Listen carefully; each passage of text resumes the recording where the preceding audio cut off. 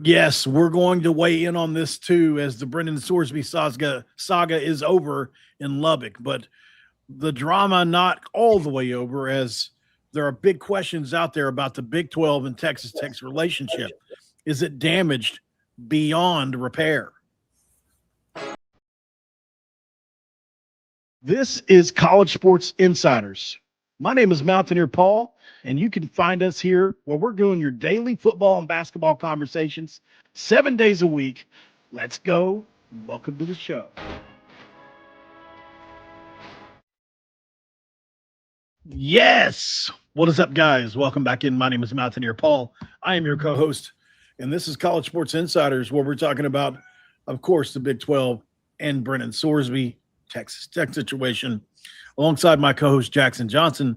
Troy still in Omaha, from what I understand. Hoping to get Troy back sooner than later. But Jackson, obviously we found out a bombshell last night, and it's been an ongoing thing. We haven't done a lot of videos on this channel about this topic yet. As we're kind of still getting our footing with this channel and scheduling it and everything. And, I think on today's show, what we'll do is we're going to go over how we got here, what happened yesterday, and then whether or not Texas Tech wants out of this situation, which I don't even know. Did you put that in the title? Yeah, I said Brendan Sorsby leaves college football. What happens next? Okay, we'll probably have to make that a little more specific. But, because for me, I think that's the next big question based on how we're doing this show. Is Texas Tech going to eventually want out? Is the damage beyond repair? Yeah, for me, I think there's a possibility of that, but we'll go there in just a minute. Thank you guys for making time to see us today and hang out. Obviously, West Virginia has a baseball game today. Totally excited about that. But Jackson, before I get into the rundown of, the whole thing with, how we got here, et cetera, what was your initial takeaway? I thought to myself, what a relief for everyone. The moment Sorsby said, I'm going to the 2026 Supplemental Draft, everyone, and I mean everyone, Texas Tech included, had to have a humongous breath of sign relief. Because they're happy that they're not having to defend him anymore. The universities in the Big 12 are happy. Everyone in all of college football is happy that this situation is no more. Because every time the story looked like we got to the conclusion, like we thought we had the conclusion a few weeks ago when the judge was telling them, okay, now you're not going to be playing 2026. But then suddenly we saw that he was getting an injunction where it's, okay, you get to play 2026. It just felt like there was not going to be a conclusion to this story for a little bit. Okay, appeal, denied. Appeal, yes. Public campaign, lawsuit. It just couldn't quit escalating. I swear. It definitely escalated. So let's kind of get into how we got here. And a lot of you guys are probably aware of how we got here, but keep in mind, not everybody is a hardcore fan. There's a lot of casual fans. So here's how we got here, basically, to condense it. NCAA rules that Brendan Sorsby is permanently ineligible after the investigators found roughly 9,000 plus bets of approximately $90,000 wagered and around 40 bets involving Indiana football, Cincinnati. There was some stuff there too. So gambling. And most people believe, I think, that they found that, there was some wagers on his own team, even though I think it was positive.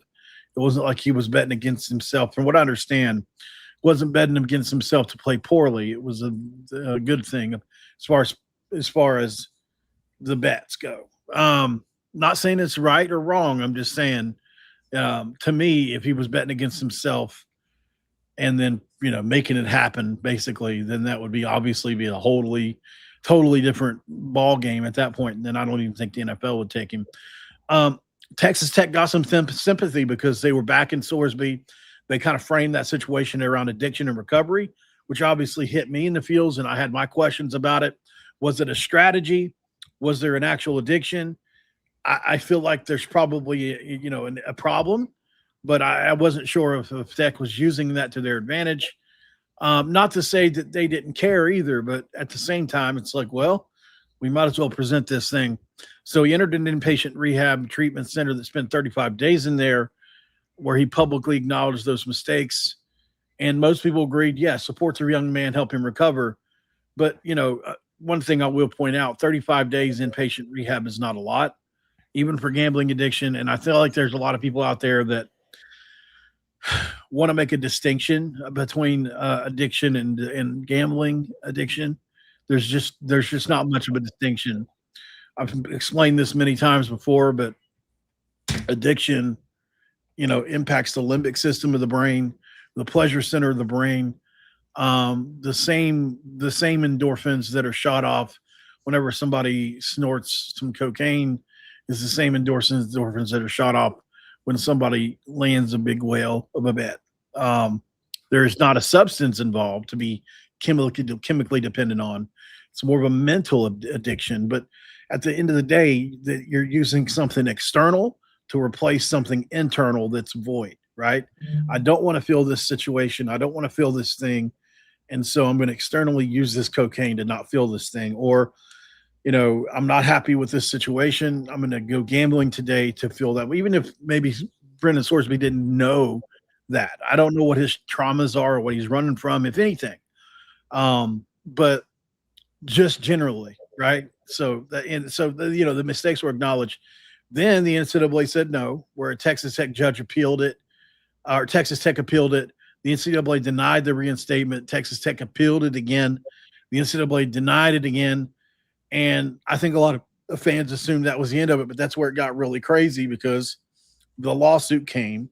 Sorsby filed suit.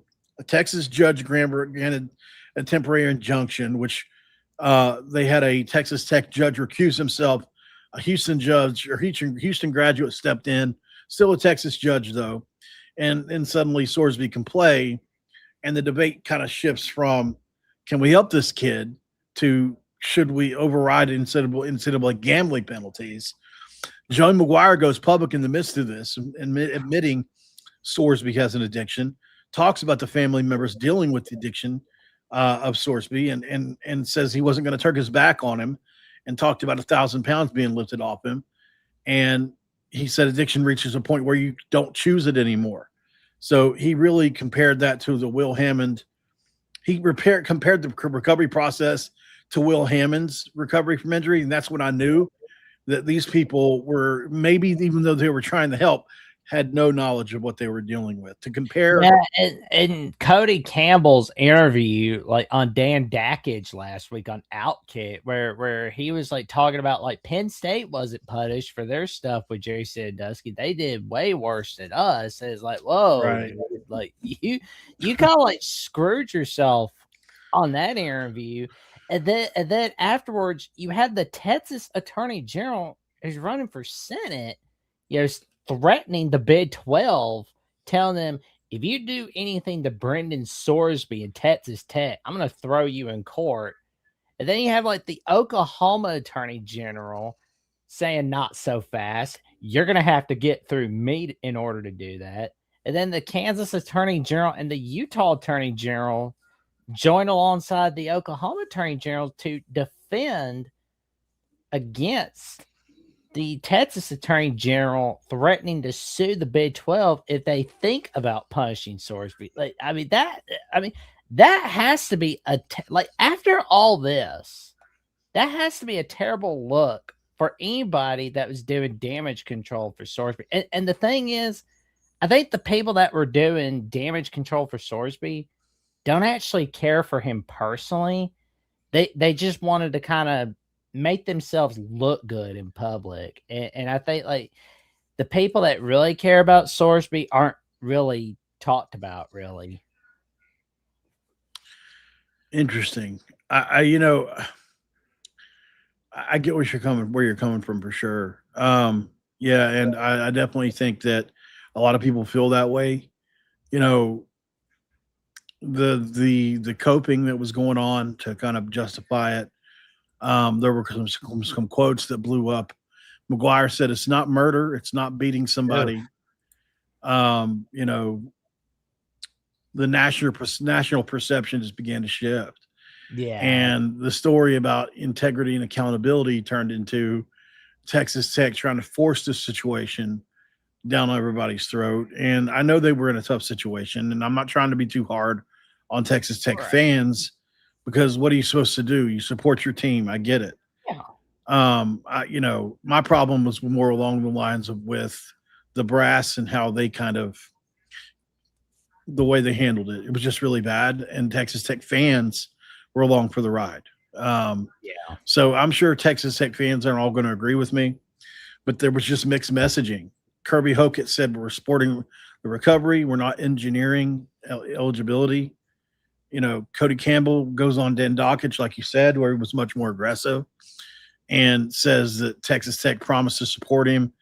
No ethical obligation to play him. Obviously, boycotts would be collusion, and talked about the antitrust violations. The confusion about Texas Tech's message was the whole way they helping him in recovery, or were they defending their starting quarterback? And how could a guy in recovery be a starting quarterback? Less than 6 months into his addiction treatment.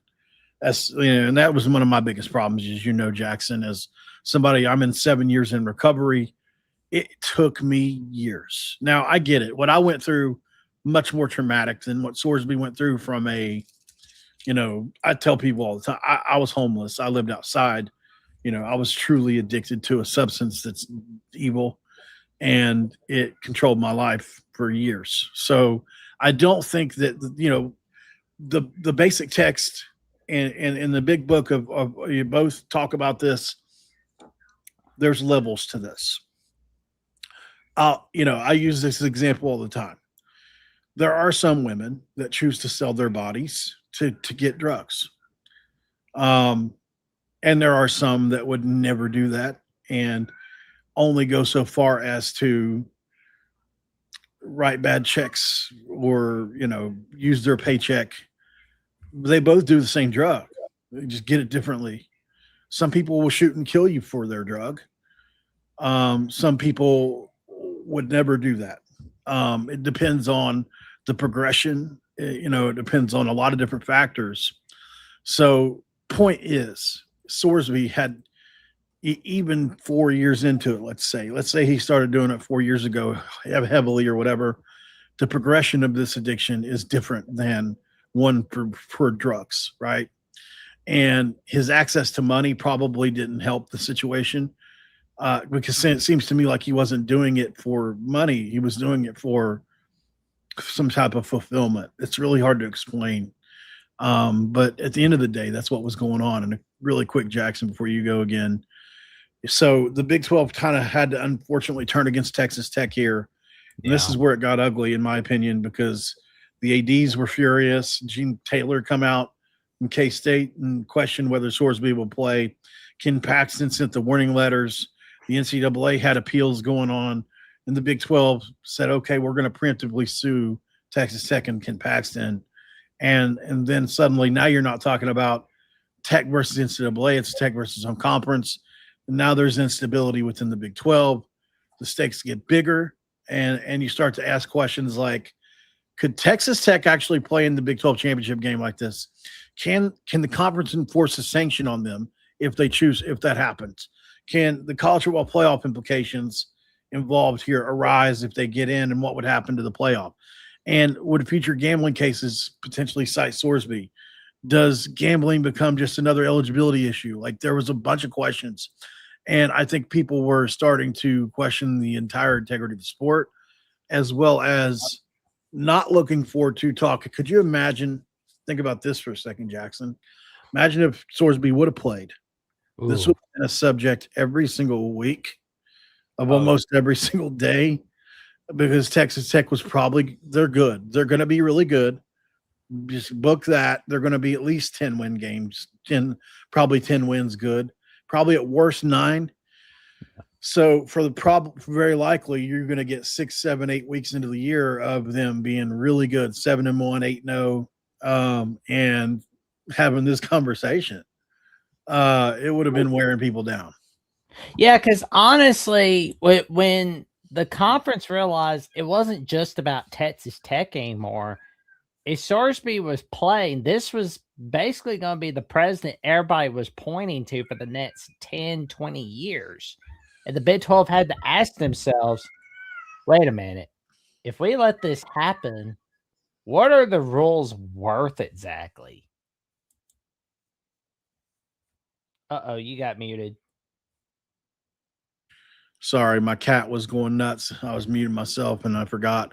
Yeah, what are the rules worth? The cat's celebrating the Sorsby situation being over, honestly.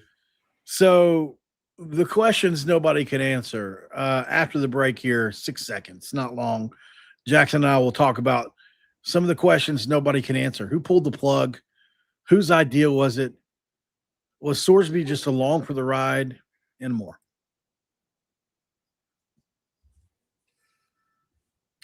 Back with Jackson Johnson, the host of Voice of College Football's Alabama channel, as well as the SEC Live channel, co-host of College Sports Insiders, and a guest on myriad of other shows.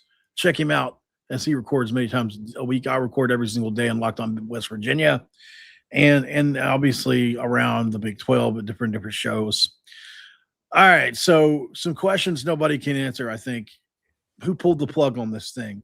Was it Brendan Sorsby? Was it his family? Was it Texas Tech? Was it Cody Campbell? Was it the Big 12? Was it the NFL? Deadline coming? The locker room? Was it going to kind of turn on him? How can Texas Tech continue to look at the players in that locker room and say, we're going to continue to be this sideshow?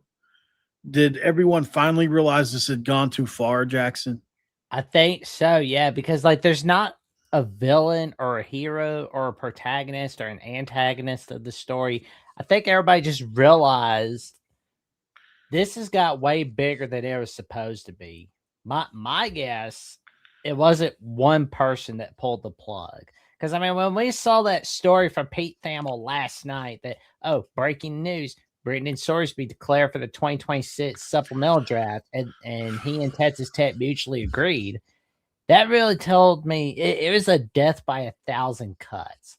You got the NFL deadline, the conference pressure, the media attention, the uncertainty of legalities, family conversations. Eventually, everybody realized the juice just wasn't worth the squeeze anymore. I think that's what it was. Obviously, a big win. Ball watcher. Obviously, a big win for college football. I've heard some people say this is the biggest win in college athletics since NIL in the portal. Yeah. Some people saw this as justice being served, especially in the SEC. Just keeping it real, a lot of people in the SEC saw this as a big win for college football. I'm not saying Big 12 fans didn't. It's just we're too focused on how bad this looked for our conference, and more. So, obviously, you could look at this one of two ways. Brendan Sorsby made the mature decision and decided, I'm walking away from this. The feedback and criticism have become overwhelming.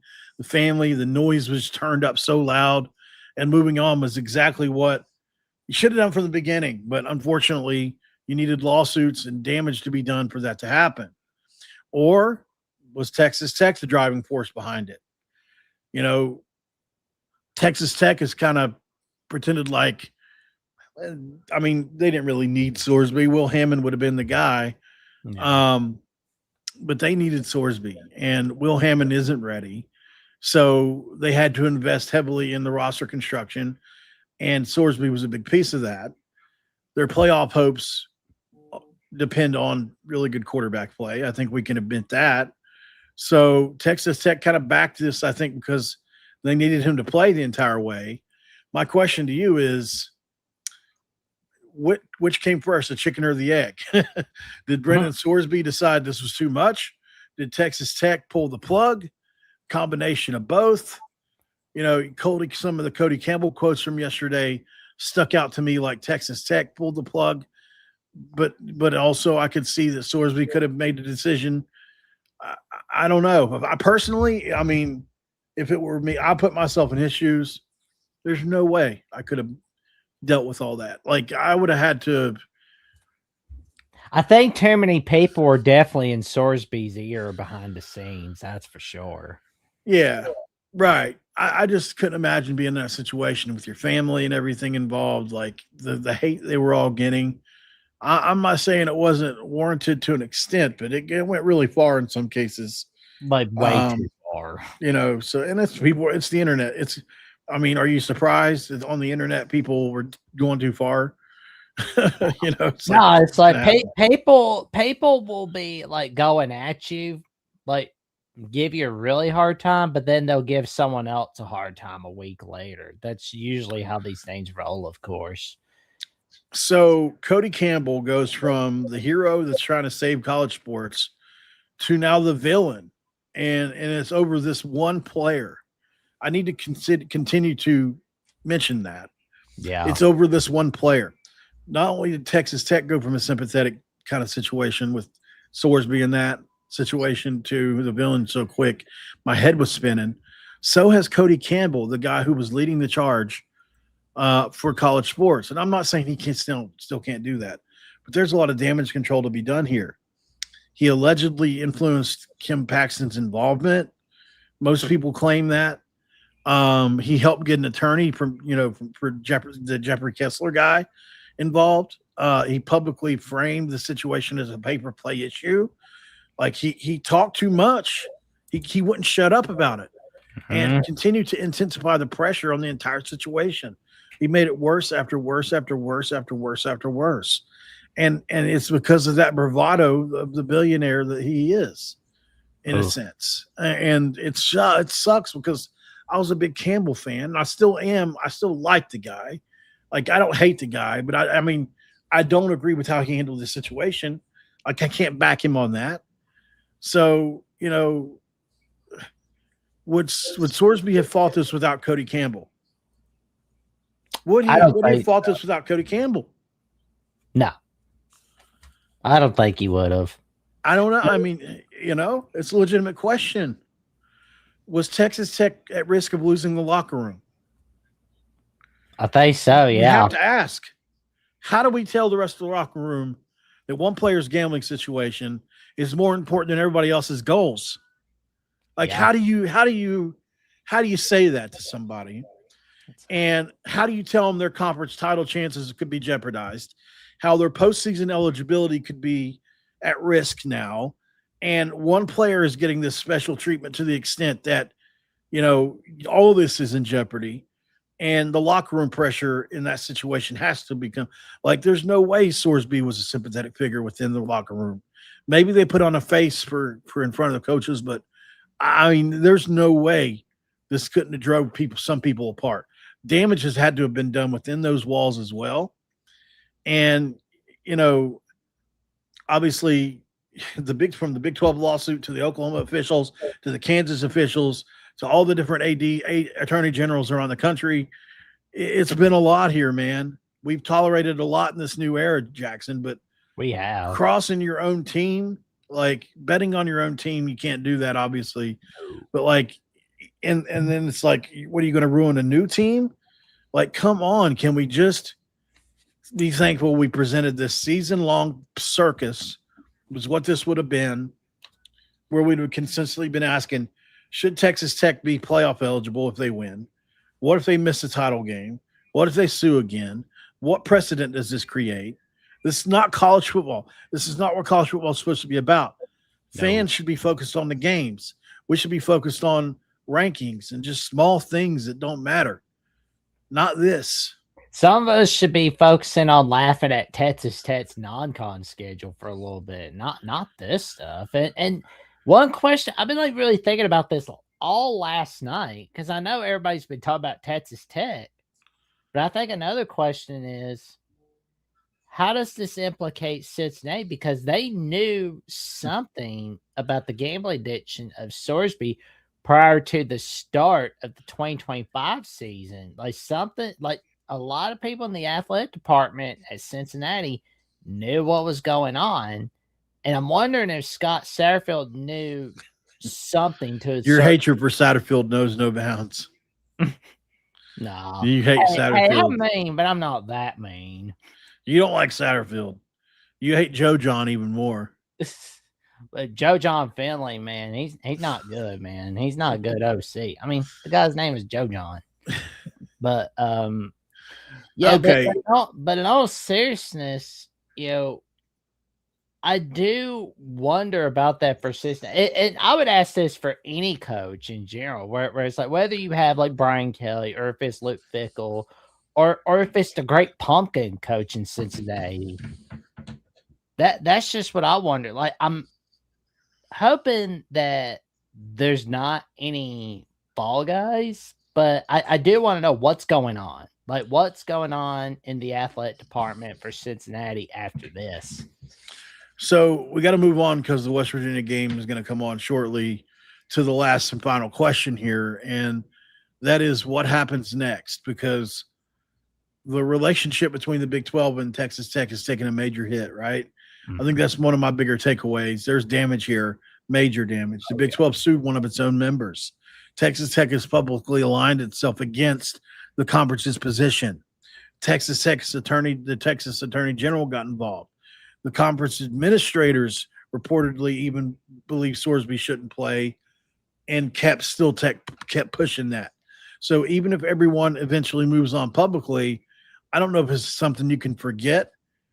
Privately, no. The relationship seems to have survived, but the trust has taken a major hit, especially behind closed doors. That's number one. Number two, Texas Tech may feel like it was left alone. Nobody supported them. From Tech's perspective, if you look at it from their end, like they can definitely argue, look, they were supporting a player they believed deserved another chance. The conference didn't support one of its flagship programs. Other schools can obviously oppose them quietly instead of working internally, maybe towards a compromise. The Big 12 escalated things in federal court. Mm-hmm. Like, they could definitely say outsiders don't have to agree, but that's how they feel. And so if they believe the conference abandoned them, resentment can linger from that. Number three, I think the Big 12 probably feels betrayed too. Cuts both ways, right? Tech knew the rules. They challenged the NCAA authority. They involved the state freaking government. They forced the conference into an impossible situation. And then they threatened the league's ability to enforce its own bylaws. Oh, yeah. I mean, you can't do that. Like, you just can't do that. Big 12 leadership was not going to go on this one. It wasn't about Sorsby at all. Like, it's about protecting the conference's authority, and the NCAA's. You can't – both sides probably cross the line to an extent, but, you can't allow this thing to potentially have happened. It's clear people weren't going to go on it. It was great to finally see it happen, honestly, in some ways. True. I love Chris Level at Locked On Texas Tech. I do. I love him. He's a coworker of mine. I hate that he's gone through this. He's a guy that works for Texas Tech. And, he's been in an incredibly tough position because what's he supposed to do? I can tell he's frustrated. I can see it in his face. He may not admit that, but I mean, frustrated bad, but what's he supposed to do? Come out against his own school he works for and his boss? And I can't imagine how tough that was for him. And rough. All these people that criticize Texas Tech folks for not speaking out, some of these people have jobs, man, and it's just, I get it. The right thing is always the right thing, but just try to put yourself in other people's shoes sometimes is all. I'm not saying that they maybe how do you know they didn't privately disagree and that was how they kept it? It's like when you see family members defending one another in public, but privately they're fighting. And, right. It's like, well, what are we going to do? I think we just need to tell you. No. We got to defend it to death and all that. It was kind of like that. And honestly, where it's like, it looks like things are all good. And especially you see things are all good on the Facebook post, the Twitter, Instagram post, or on TikTok. Everybody's all happy, but nobody really knows what's going on behind the scenes. What you see is not the be all end all. So real quick before we got to go because we're the game here, but I do want to point out one other quick thing about the Big 12 and Texas Tech, because could they actually leave, or could they be I cut don't out or think they'll whatever? pack their bags. I mean, Here's just my thing on this. There isn't an obvious landing spot, right? The SEC is not going to expand because of Sorsby. The Big Ten isn't going to call because of Sorsby. The ACC future is still pretty uncertain. I don't think the Pac 12 is going to offer a better financial situation. So you're pretty much you're here in a situation where you're leaving a conference that gives you a destination, money, some value, institutional support, I think. I mean, anything beyond this, I think obviously that would have been supported on. So, but it could be a first crack in the foundation. We need to watch this. So, things are usually, it's just like most things, they don't usually start with the first thing that you see. It's usually the 100th thing that you only heard about this thing. So we'll see what happens from here. Hopefully there can be damage control. Disagreements can build, it can be, can build up, but they can be fixed. Trust erodes, can sometimes be fixed. Leaderships sometimes needs to be changed for it to happen. But another controversy might happen even, or, another vote. So we'll obviously continue to watch this, but the options are move on and repair things, gain influence within the league somehow, and push for bylaw clarification, maybe some better political capital in the situation. I don't know how you would do it. Make sure this never happens again. Obviously, monitor the realignment landscape, and you don't actively leave, but look for a better spot situation. And then lastly, maybe you can become the new independent voice of the conference. And if you keep winning, you're going to become really powerful anyway. So those are kind of the thoughts on it, Jackson. I appreciate you for letting me ramble there a little bit. For those of you listening, make sure you subscribe to Locked On West Virginia or the Voice of College Football Alabama shows, as well as SEC Live. And last but not least, here at College Sports Insiders, come over to YouTube, click the link, and just come over and hit that subscribe button for us. We really appreciate it, since there's so many of you guys watching on Voice of College Football, College Sports Insiders, and especially on X. So make sure you jump on over to YouTube and check us out. The baseball game's coming on, so we got to roll, Jackson. Any final thoughts? Well, I will say that I don't think Texas Tech will be packing their bags tomorrow right away, but like you said, trust has been broken by a little bit, and I think some trust will definitely have to be earned back from both sides, obviously, from the Big 12 and Texas Tech. And I'm just going to say, where it's like publicly, it looks like everybody's all happy, but privately, there is some resentment between both sides. Right. 100% agree. Thank you guys for being here. Let's go watch some baseball. West Virginia beat Troy. It's a beautiful day for a ball game. If it does happen, we'll definitely be covering that after the game as well. And we'll see you then right here on, obviously, on Locked On West Virginia post game. We'll see you then. Until then, thanks for watching.